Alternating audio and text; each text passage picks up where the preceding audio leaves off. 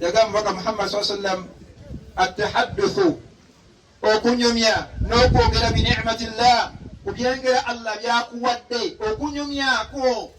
nofunayo akadde n'oyogerako kubyengera Allah byakoze eki byakuwadde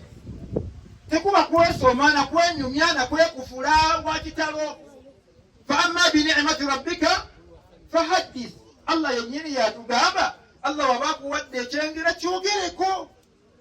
Haji Mustafa Allah kuwadde ekyengera omwana wakomyewo masha Allah tabarakallah oluvannyuma lwa myaka 29 hadith biha kyengera kyogereko ekyo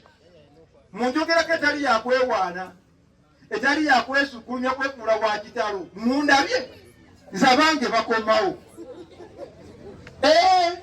ebyo Allah yabikoze okuba nti akoze atya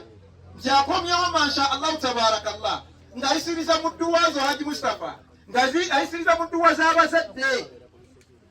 ng'ayisiriza oba oli ku mirimu gye bakola emirundi Allah n'amukomyawo nga mulungi nga talina buzibu oba oli awo n'afuna n'obutuuze mu nsi gy'alimu.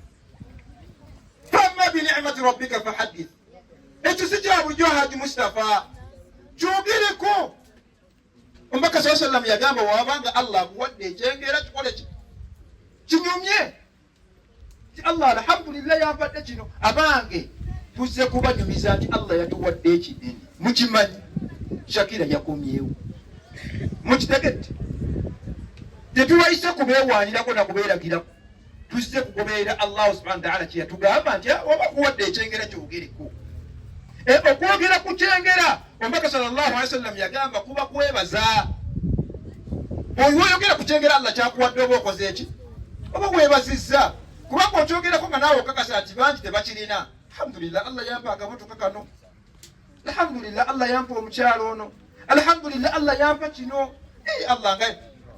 oddayo wako omwami ali wano gamba omukyala ti wallahi ku luno nsazeewo njogere ku byengera Allah byampadde naye mu byengera ebingi Allah byampadde yampa ggwe ng'oli wakabi.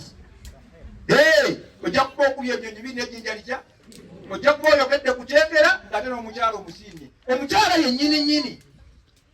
ekyo kyokka kyoba omugambye oba omwebazizza oba tomwebazizza awamala mama b'abaana omwami akomyewo n'akatunda n'akantu konna konna masha Allah n'akugamba nti wallahi olunaku olwaleero nsazeewo njogere ku byengera Allah byakoze eki naye mu bingi Allah bye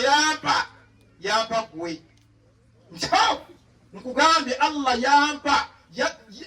yatunula Allah subhanahu wa ta'ala mu nsi yonna nannonderayo ggwe byonna just ng'okyogeddeko bwogezi ajja kitwala nti okoze eki kyomwebazizza era omusiimye ku byakola ki